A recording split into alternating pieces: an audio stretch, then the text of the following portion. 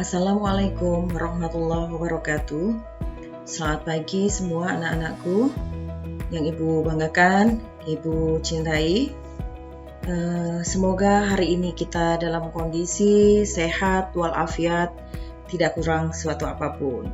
Baiklah, untuk memulai pembelajaran hari ini, marilah kita mengawali dengan doa bersama terlebih dahulu. Berdoa menurut agama kita masing-masing dimulai. Selesai. Baiklah, sebelum kita belajar mengenai analisis kebutuhan beban bandwidth jaringan, maka terlebih dahulu Ibu ingatkan untuk kalian mengisi daftar hadir di form yang telah Ibu sediakan yang ada di Teams ya. Baik, sudah? Baik, Ibu cek dulu siapa yang belum masuk atau belum isi daftar hadir. Baik, ada dua. Yang pertama ada Ariswito, kemudian yang kedua Aniwati Mas Pupah. Baik, segera isi daftar hadir ya.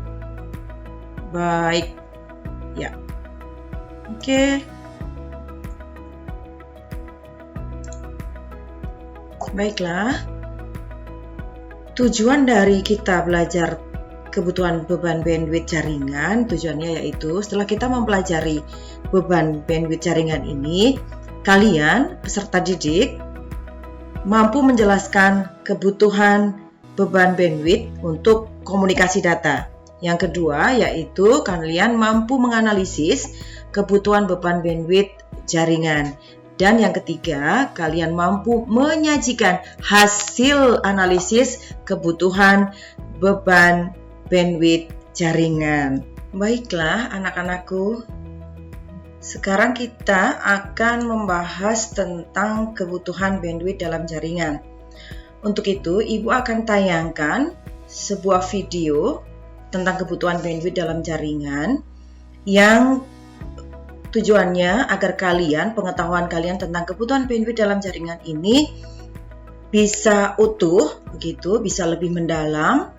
Maka silahkan saksikan video ini, cermati, amati bagaimana tentang kebutuhan bandwidth dalam jaringan ini. Kemudian berikutnya nanti kalian setelah mengamati, setelah mengerti dari video ini, maka kalian selanjutnya yaitu mengadakan diskusi kelompok di dalam Teams tentunya tentang kebutuhan bandwidth dalam jaringan.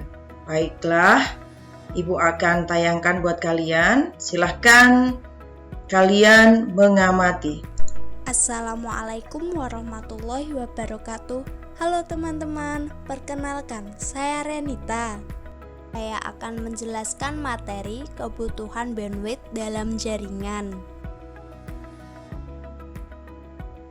Materi yang akan saya jelaskan mengenai yang pertama, pengertian bandwidth, yang kedua, jenis-jenis bandwidth, yang ketiga, konsep bandwidth internet, yang keempat, cara menghitung bandwidth, yang kelima, fungsi bandwidth, dan yang terakhir, cara kerja bandwidth.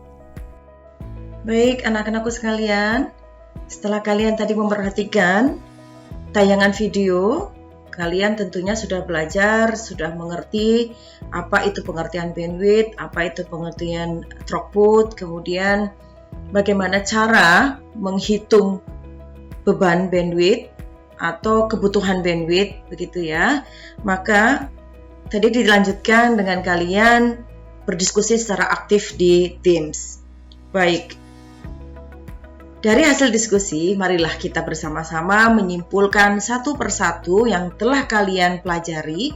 Yang pertama yaitu tentang apa itu bandwidth, ya kan? Yang kedua yaitu apa itu throughput. Baik, siapa kira-kira yang tahu apa itu bandwidth? Iya, Aris? Baik, kita satu-satu kita lihat ya, kita simpulkan satu-satu. Apa itu bandwidth dan throughput? Oke, yang pertama bandwidth. Bandwidth adalah besaran yang menunjukkan berapa banyak data yang dapat dilewatkan dalam koneksi melalui sebuah network. Ya, Ibu ulang, jadi bandwidth itu adalah besaran yang menunjukkan seberapa banyak data yang dapat dilewatkan dalam koneksi melalui sebuah network. Apakah sama dengan throughput? Tentunya berbeda, karena throughput adalah bandwidth aktual, ya. Jadi bandwidth yang sebenarnya, ya, bandwidth yang sebenarnya atau bandwidth aktual yang terukur pada suatu ukuran waktu tertentu, ketika sedang mendownload suatu file. Begitu ya, bandwidth dan throughput. Ya, mengerti semuanya anak-anak? Baik. Baiklah anak-anakku sekalian, berikutnya kita akan menyimpulkan bagaimana menghitung bandwidth yang sebenarnya atau throughput ya. Jadi ini adalah rumus di mana kita bisa menghitung bandwidth yang sebenarnya atau throughput. Ya, rumusnya yaitu jumlah bits ya dibagi dengan waktu yang sebenarnya download. Ya, ini ada contoh kasus seperti ini untuk kalian bisa lebih memahami, yaitu seharusnya file yang akan didownload yang berukuran 64 KB seharusnya bisa didownload dalam waktu kurang lebih 1 detik. Tetapi setelah diukur ternyata memerlukan waktu 4 detik. Jadi jika ukuran file yang didownload adalah 64 KB, sedangkan waktu download yang sebenarnya adalah 4 detik, maka bandwidth yang sebenarnya atau throughput yaitu itu adalah 64 KB dibagi 4 detik sama dengan 16 kbps. Jadi 16 kbps ini sebetulnya bandwidth faktanya, bandwidth yang sebenarnya atau throughput ini. Paham anak-anak ya? Sekarang kita akan membuat kesimpulan yang ketiga, yaitu tentang kebutuhan bandwidth dalam jaringan.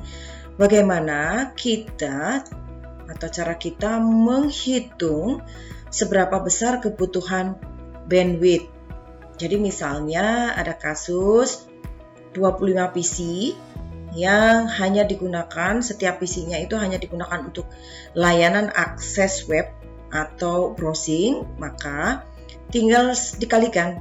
Jadi standar kalau hanya untuk akses web atau browsing itu kita hanya memerlukan 128 kbps, maka hanya mengalihkan 25 PC dikalikan 128 kbps ya, hasilnya yaitu 3200 kbps. Maka dengan jumlah 25 PC kita hanya membutuhkan 3200 kbps dengan catatan 25 PC tersebut hanya digunakan untuk layanan akses web atau browsing.